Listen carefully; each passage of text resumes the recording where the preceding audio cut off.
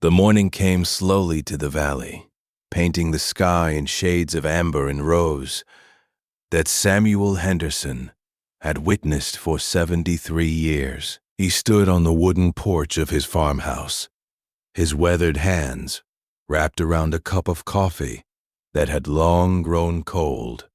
The west wind moved across the open land, bending the tall grass in waves that reminded him of the ocean he had never seen, but had always imagined through the pages of books his late wife Margaret had read to him during long winter evenings. Samuel had built this porch with his own hands when he was 25 years old, newly married, and full of dreams that stretched as far as the horizon before him. Every nail, every plank held a memory.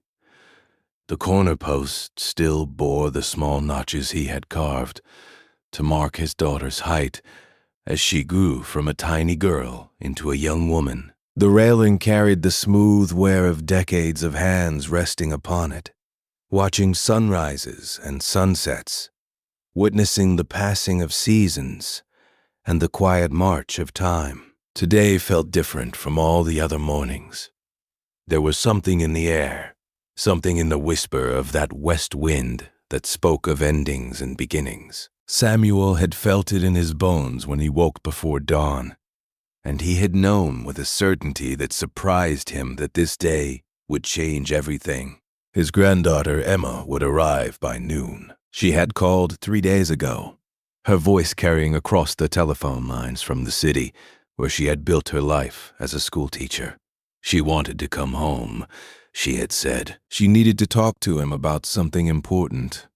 Samuel had heard something in her voice that reminded him of himself many years ago, when he had stood at a crossroads and had to make a choice that would define the rest of his days. The ranch sprawled across 300 acres of Montana land, bordered on the west by the mountains that turned purple in the evening light, and on the east by the river that had provided water for his cattle for generations. His father had started this ranch with nothing but determination and a small herd of cattle purchased with borrowed money. Samuel had expanded it, improved it, and poured his entire life into its soil.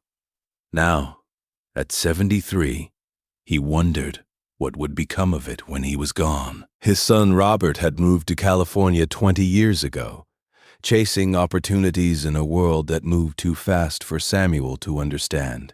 They spoke on the telephone every Sunday evening, but the distance between them was measured in more than miles. Robert had his own life, his own family, his own dreams that had nothing to do with cattle or land or the rhythm of seasons that governed ranch life. Emma was different. She had spent every summer of her childhood on this ranch, following Samuel through the fields, learning to ride horses before she learned to read, falling asleep to the sound of coyotes singing to the moon. She had cried when September came each year, and her parents took her back to the city for school. Samuel had always seen something in her eyes, a connection to this land that he recognized because he felt it himself. He walked down the porch steps and crossed the yard to the old barn, his boots leaving prints in the dust that the wind quickly erased. The barn doors creaked as he pushed them open, and the familiar smells of hay and leather and horses surrounded him like an embrace. His horse Duke lifted his head from the feed trough and nickered softly in greeting.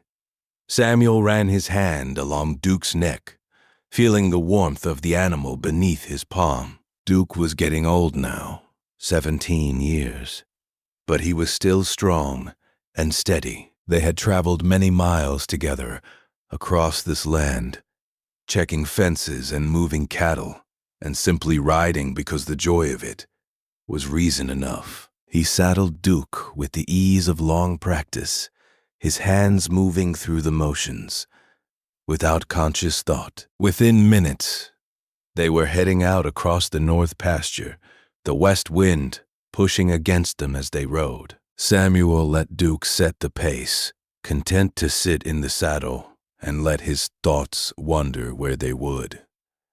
He thought about Margaret gone now for 5 years. She had been his partner in everything, the one who had balanced his stubbornness with patience, his silence with gentle words, his doubts with unwavering faith. They had weathered droughts and blizzards, loss and hardship, and through it all, their love had been the anchor that held him steady. He still talked to her sometimes, in the quiet moments when he was alone with the land and the sky. He liked to think she heard him. He thought about the letter in his desk drawer, the one from the development company that wanted to buy his ranch. They had offered more money than he had ever imagined, enough to ensure comfort for the rest of his days and leave a substantial inheritance for his children and grandchildren. They wanted to build houses here, rows of identical homes with small yards and paved streets. They would tear down the barn his father had built and fill in the pond where Samuel had taught Emma to fish. They would silence the meadowlarks and drive away the deer that came to drink from the river at dawn. The thought of it made something tighten in his chest, but he had to be practical. He was 73 years old. His knees ached when the weather changed, and the work that had once been a joy had become a burden he carried through sheer determination. He had hired hands to help with the cattle, but the responsibility still rested on his shoulders. How many more years could he continue? And what would happen to this place when he could no longer care for it? He rode to the top of the ridge that marked the northern boundary of his property and stopped to let Duke rest.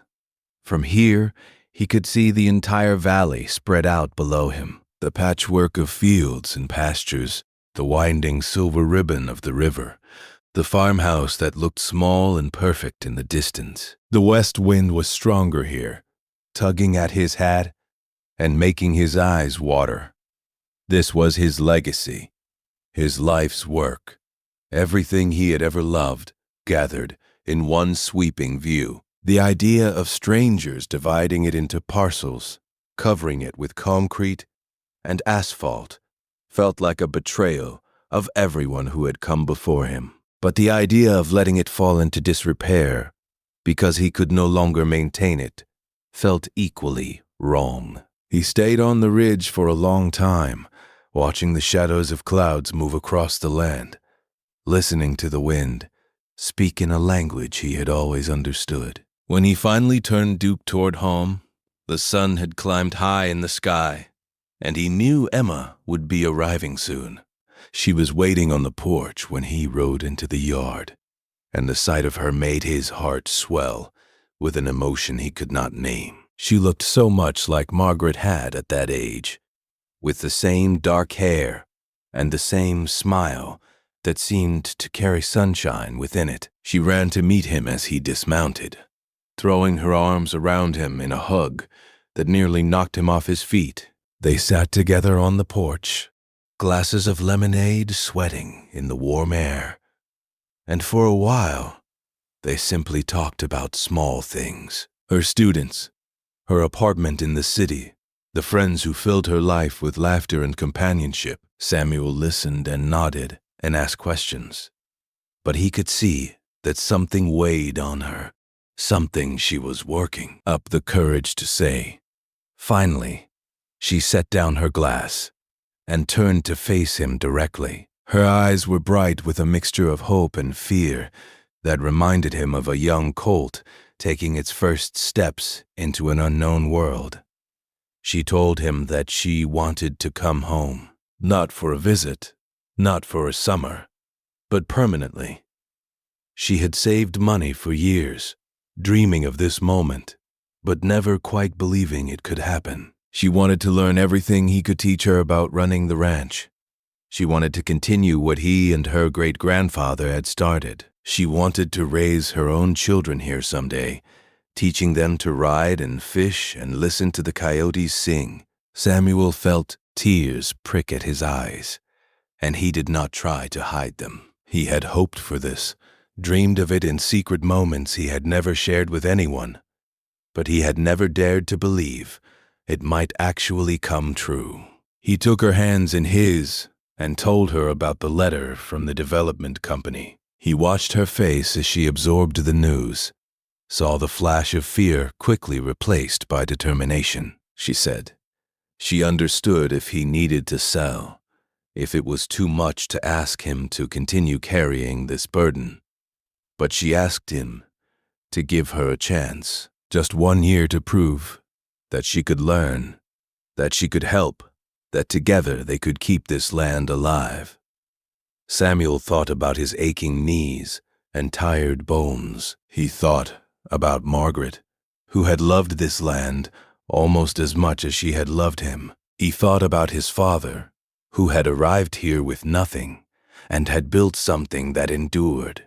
And he thought about the west wind, whispering across the grass, carrying stories of the past and promises of the future.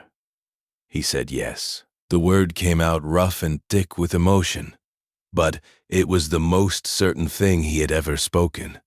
That evening, they walked together across the fields as the sun began and its descent toward the mountains. Samuel pointed out the things she would need to know, the secrets of the land he had learned over decades, where the ground turned soft after heavy rain, which pastures grew the sweetest grass, how to read the clouds to predict the weather. Emma listened with an intensity that made him proud, asking questions that showed she truly understood the weight of what she was taking on. As they walked back toward the farmhouse, the sky turned brilliant shades of orange and pink and purple. The west wind had gentled now, becoming a soft breath that carried the scent of wildflowers and clean earth. Samuel stopped and stood still, letting the beauty of the moment wash over him. He thought about all the sunsets he had witnessed from this land, all the seasons he had watched pass, all the joys and sorrows that had shaped his life. He thought about the sunsets yet to come, the ones he would share with Emma as they worked, side by side, the ones she would witness long after he was gone. The west wind seemed to whisper something in his ear, and though he could not make out the words, he understood their meaning. It was time to let go of his fears, time to trust in the future, time to believe that the love he had poured into this land would continue through the generations that followed. Emma slipped her hand into his, and they stood together in comfortable silence as the last rays of sunlight painted the mountains gold. Somewhere in the distance, a meadowlark began to sing its evening song, the notes clear and sweet in the gathering dusk. Samuel squeezed his granddaughter's hand and felt a peace settle over him that he had not known in years. The ranch would survive, the land would endure, and the west wind would continue to whisper its secrets to those who knew how to listen. They walked home through the twilight, grandfather and granddaughter, past and future connected by love and land and the eternal promise of tomorrow. The stars began to appear overhead, the same stars Samuel had watched with his father, the same stars his great-grandchildren might someday watch with Emma. As they reached the porch, Emma asked him to tell her a story about the old days. Samuel smiled and settled into his chair, the words coming easily, as they always did, when he spoke of this land he loved. The west wind carried his voice out across the fields, mixing with the songs of the night creatures and the soft rustle of grass. And in that moment, surrounded by everything that mattered most, Samuel knew that this was not really goodbye at all. It was simply a new chapter beginning, written in the language of the land and the timeless whisper of the west wind that had witnessed everything and would continue its song long after all of them had become part of the earth they cherished. The night settled over the ranch like a blessing, peaceful and complete, and Samuel understood what the wind had been trying to tell him all along. Some goodbyes are really hellos in disguise, and some endings are really the most beautiful beginnings of all.